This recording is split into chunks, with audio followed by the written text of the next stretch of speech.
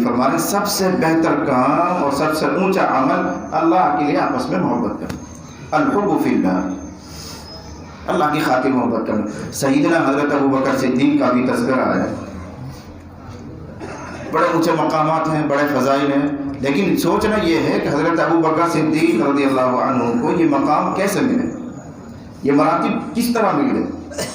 وہ بھی ایک انسان ہے، اگر وہ صحابی ہیں تو دوسرے بہت سے صحابہ موجود ہیں، اگر ان کو بہت سے عشرہ مبشرہ میں ان کو شمار کیا گیا تو حضرت عمر فاروق رضی اللہ تعالیٰ عنہ بھی عشرہ مبشرہ میں سے ہیں۔ حضرت ابوبکر صدیق رضی اللہ تعالیٰ عنہ کو یہ امتیاز کہ انبیاء کے بعد روئے زمین پر سب سے افضل شخصیت اگر کوئی ہے تو حضرت ابوبکر صدیق ہیں۔ کیوں ملا ان کو یہ مقام کا اندازہ کرنا ہو تو ایک حدیث سنو۔ ایک دن حضرت عائشہ رضی اللہ عنہا کی ران پر نبی علیہ السلام اپنا سر رکھ کر لیٹے ہوئے تھے، چاندنی رات تھی، گھر کے صحن میں ایسے سر رکھ کر حضرت عائشہ کے ران پر لیٹے ہوئے، آسمان بالکل صاف ستھرا، ستارے جگمگا رہے ہیں، پورا آسمان بھرا ہوا جگمگ ہو رہا ہے۔ تو حضور کی نگاہ یوں اوپر تھی، جب حضور کا چہرہ اوپر ہے تو حضرت عائشہ نے بھی اٹھا کے ایسے منہ دیکھا، تو ایک سوال ان کے دماغ میں آیا حضرت عائشہ رضی اللہ عنہ کے دماغ میں، اور کہنے لگی اللہ نبی صلی اللہ علیہ وسلم آپ کی امت میں کوئی ایسا بندہ ہے جس کی نیکیاں آسمان کے ستاروں کی تعداد کے برابر ہوں؟ کوئی ہے ایسا؟ آسمان کے ستاروں کون گن سکتا ہے؟ کوئی نہیں گن سکتا۔ آج کے یہ سائنس والے یہ بھی حیران پریشان، یہ بھی ہتھیار ڈال دیتے ہیں کہ ہماری گنتی سے باہر ہے، اتنی تعداد ہے، جو نظر آ رہا ہے یہ کم ہے، ان سے پیچھے اور بہت زیادہ ہیں جو نظر نہیں آتے۔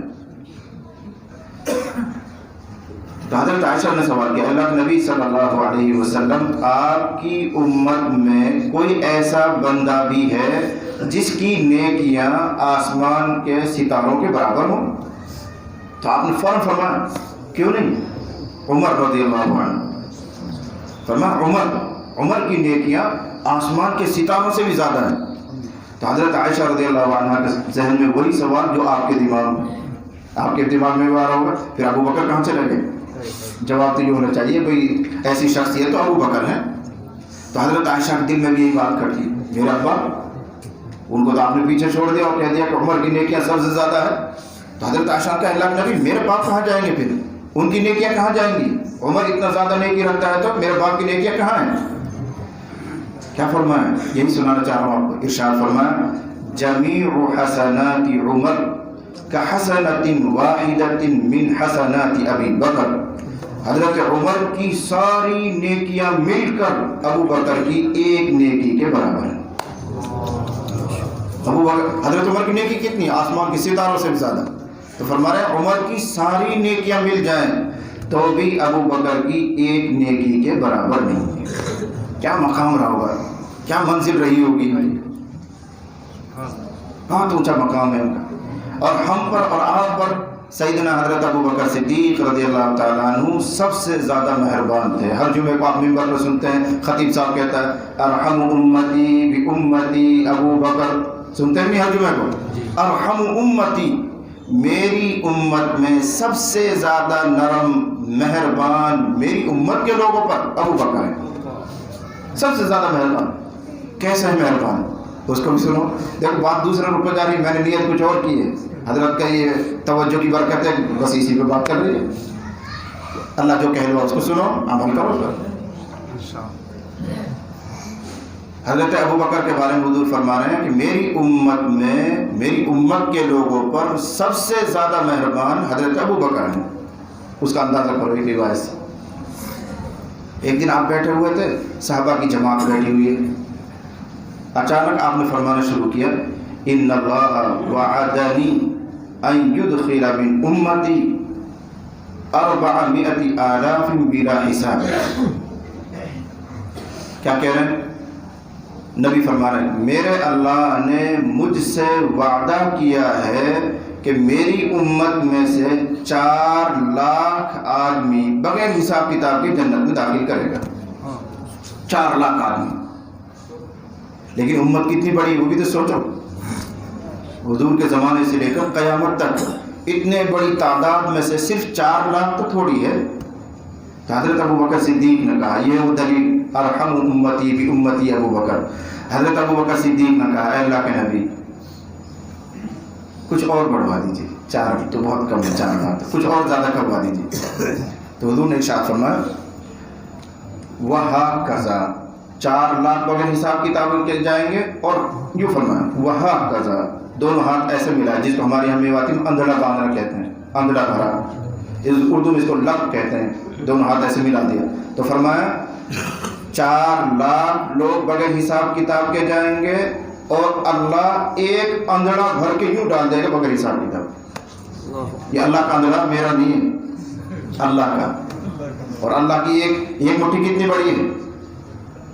7 آسمان، 7 زمین، سمندر، سب کچھ یہ اللہ تعالیٰ ایک مٹھی میں لے لے گا قیامت کے دن. وَالْأَرْضُ جَمِيعًا قَبْضَتُهُ يَوْمَ الْقِيَامَةِ وَالسَّمَاوَاتُ مَطْوِيَّاتٌ بِيَمِينِهِ. یہ قرآن کہہ رہا ہے 7 زمین بھی، 7 آسمان بھی، چاند بھی اور سورج بھی، سب کچھ اللہ کی ایک مٹھی میں. تو ایک تو خالی پڑا ہوا بھی ہاتھ، ان دونوں سے ایک اندھڑا بنے گا اللہ تعالیٰ کا. امت محمدیہ میں سے ایک اندھڑا بھر کر اللہ تعالیٰ یوں جنت میں ڈالیں گے. یہ ابو بکر صدیق کی برکت ہے کہ انہوں نے یہاں تک بات کو عام کروایا. تو حضور نے کیا کہا؟ 4 لاکھ لوگ بغیر حساب کتاب کے جنت میں جائیں گے. اللہ نبی کم ہیں.